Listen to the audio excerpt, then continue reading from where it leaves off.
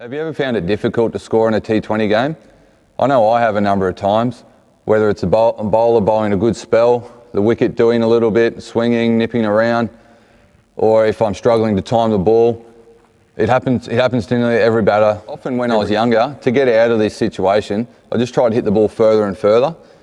Now, for me, look, it might have worked every third or fourth game, but until I actually understood the game and developed a couple of skills and listened to my coach or mentor, it wasn't until then I really capitalised on those good balls, whether that being getting across my crease or playing with soft hands.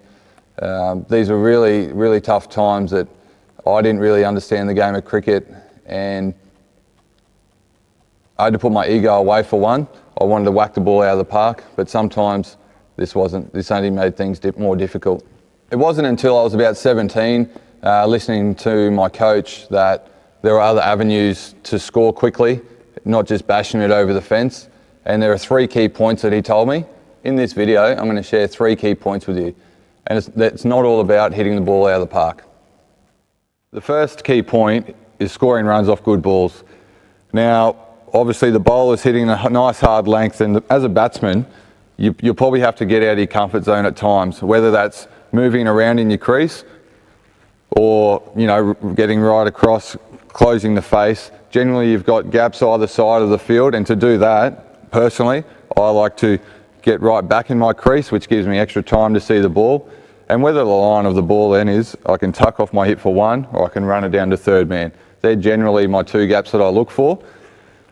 But it's all about trying to take the game on and getting out of your comfort zone when you're under the pump against a good spell of fast bowling. So a nice easy drill to do this is just set out a couple of cones. So you've got your bowler, and when he's throwing the ball or bowling the ball at you just, no matter where it is, you want to try and either hit through one of these 3 gaps. You'll find if they do bowl a bad ball, you're going to put the bad ball away anyway. Any width, you're going to whack it. That's just general instinct of the game. So every time he's throwing the ball, you're just looking to try and hit through one of the gaps, and generally they're the gaps in the game to get you down the other end off strike. And to doing that, you're going to get into your innings, you're going to build momentum, and the big shots, after you pick up the pace of the wicket, will become much easier. So let's have a go.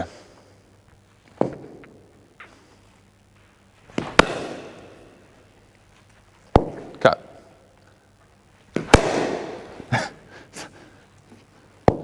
This drill is easier than what it looks. So there's one there. And I'm just using my crease, getting right back. 2.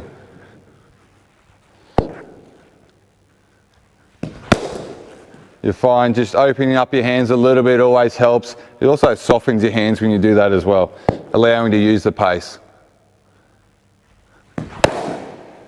I find, as I said before, nice and deep in your crease, give yourself extra time to hit the ball.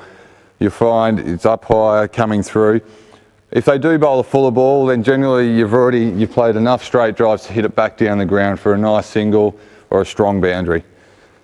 Just comes through instinct. As I said earlier, you must play with that good intent to score.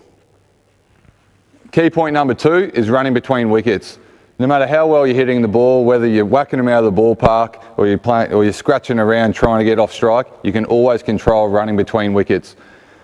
So say you do take the men on in the deep, it's always crucial that you push for the first or second one hard. You'll be surprised if you can sneak 5 runs from those guys in the outfield. If you can sneak 5 runs there and then on the flip side being a fielding team, save 5 runs, you've gained 10 runs, and you'll be surprised how many games and won or lost inside those 10 runs. So that's a pretty crucial point in my point of view. So it's always a massive ruling. Run the first one hard, don't turn blind, and always communicate with your partner. Game awareness has a lot to do with running between wickets as well. Whether you hit it to the guy's left-hand side, right side, non-dominant arm, weak arm, whatever it is, you've got to have that game awareness to really maximise what's going on in the outfield.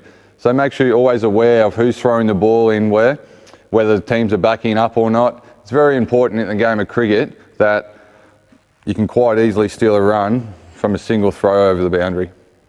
And the third key point is power hitting. So basically you have to tick off key points 1 and 2 first before you can basically reward yourself with the power hitting.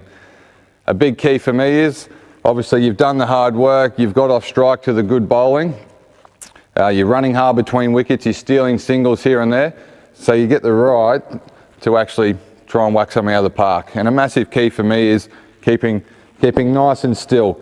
Doesn't matter if you're not hitting them well, at the end of the day you've got to keep your head still and your eyes level. You'll find guys that try and hit the ball 100% end up, you know, mistiming the ball to square leg, over cow corner and all that. If you just pull back a little bit and hold your shape, you actually find you might swing a little bit less, but the ball will probably go further. And a lot of batsmen say this around, because the bats are so good these days. You've got to trust the instinct of your training, that you don't have to hit the ball 100% just to hit it over the ropes. So my mindset of advanced batting in the 2020 format, as I said, I widened my stance, but a main thing is I'm still looking to hit straight no matter the length of the ball. I'm still trying to go there. I think it's important that you always try and think to hit straight to utilise the full face of the bat.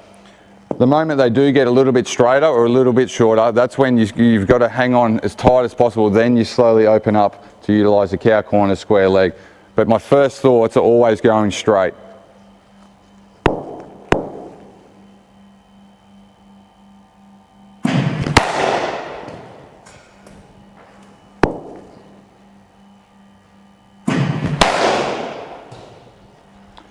A massive key is keeping the head still. Even though your arm speed's coming through and you're extending, it's important to keep your head still.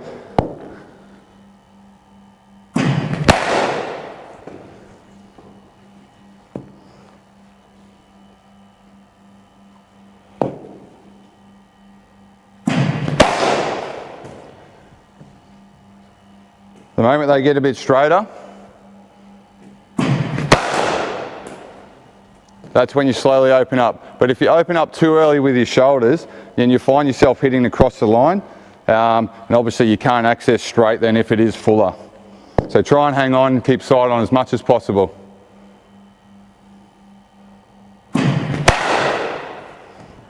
I'm not so much worried about your foot movement here. As I said, the most important thing is keeping your head still.